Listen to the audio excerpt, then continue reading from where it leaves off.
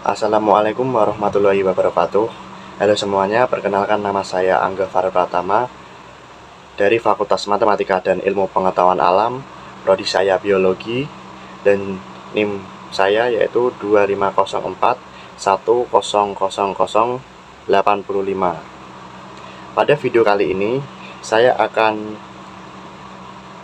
membahas atau mereview artikel populer yang telah saya buat untuk memenuhi tugas UTS literasi digital dan kemanusiaan.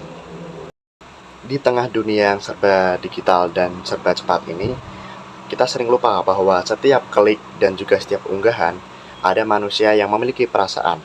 Nah, disinilah pentingnya menjadi generasi digital yang berhati nurani, generasi yang tidak hanya kreatif, tetapi peduli dan juga bertanggung jawab.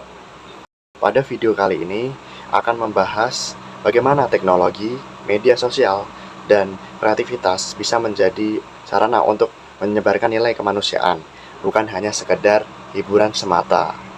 Oke, kita lanjut. Saya akan membahas artikel populer saya, yaitu berjudul Generasi Digital Berhati Nurani ketika konten tidak lagi sekedar hiburan, tetapi cermin kemanusiaan. Saya memilih judul ini karena saya ingin mengajak teman-teman seumuran saya untuk lebih sadar bahwa dunia digital bukan hanya tempat mencari hiburan dan popularitas. Banyak dari kita sudah terbiasa membuat dan membagikan konten, tetapi jarang memikirkan untuk perasaan orang lain. Melalui judul ini, saya ingin menekankan bahwa generasi muda itu punya kekuatan besar di dunia maya, dan kekuatan itu seharusnya digunakan dengan hati nurani, agar setiap konten yang kita ciptakan itu bisa menjadi cermin kemanusiaan dan bukan hanya sekedar hiburan semata.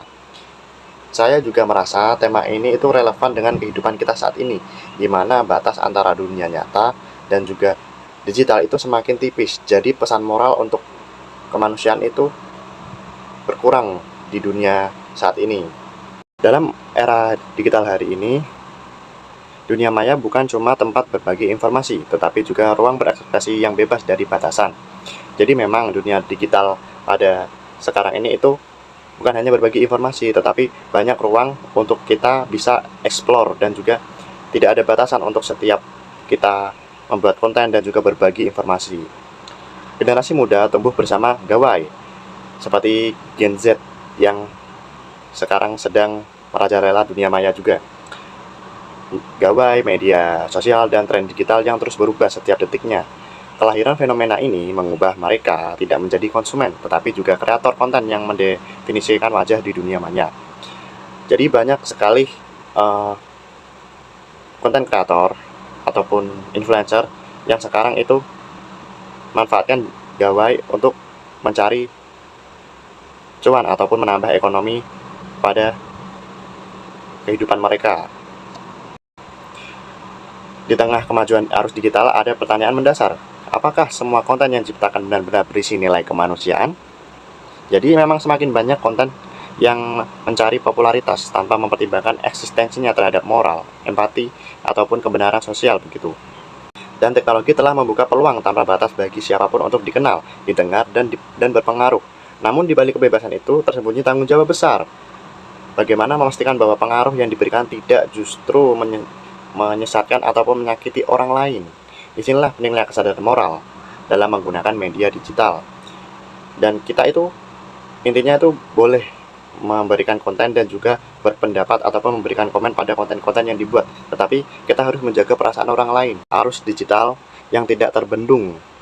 Kemajuan teknologi telah menciptakan ekosistem baru di mana siapapun bisa menjadi influencer dalam hitungan detik. Media sosial seperti TikTok, Instagram, YouTube menjadi panggung utama bagi jutaan orang untuk menampilkan karya, opini maupun gaya hidup. Namun, cepatnya laju informasi sering membuat batas antara yang etis dan tidak etis menjadi kabur. Sekarang itu banyak sekali orang yang memanfaatkan digital itu sebagai influencer dan juga sebagai media untuk jual beli online lah begitu. Banyak sekali orang yang dulu tidak terkenal itu menjadi terkenal karena adanya TikTok, Instagram, dan juga YouTube. Kedua yaitu konten dan tanggung jawab sosial.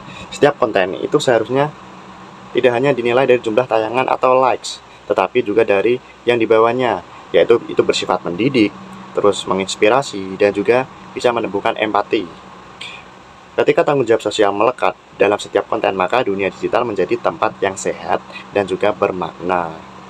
Lalu yang ketiga yaitu krisis empati di dunia maya. Salah satu dampak negatif dari budaya digital itu adalah menurunnya empati. Banyak sekali orang yang komen buruk, seperti tidak menjaga tata komentar pada konten orang lain, dan juga itu tidak memikirkan perasaan orang lain. Itu bisa sebagai bentuk bullying, dan penyebaran hoax menjadi bukti nyata bahwa teknologi tanpa nurani itu bisa berujung pada kekerasan dan juga disinformasi atau informasinya itu kurang begitu. Keempat yaitu konten sebagai cermin kemanusiaan.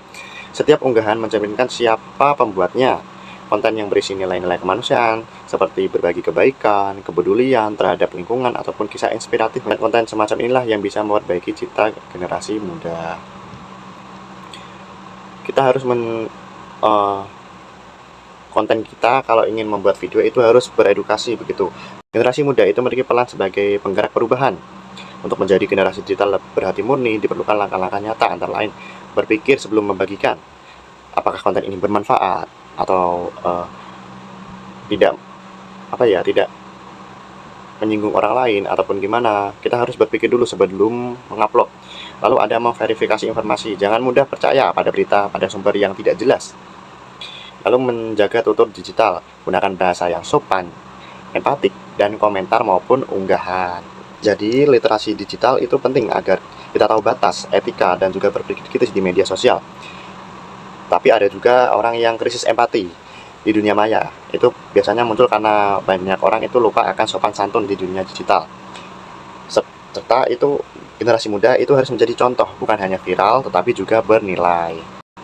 Lalu kita lanjut ke era digital itu adalah cerminan dunia nyata dalam bentuk virtual. Ketika generasi muda mampu mengisi ruang digital dengan hati dan empati, maka teknologi tidak lagi menjadi ancaman melainkan jembatan kemanusiaan.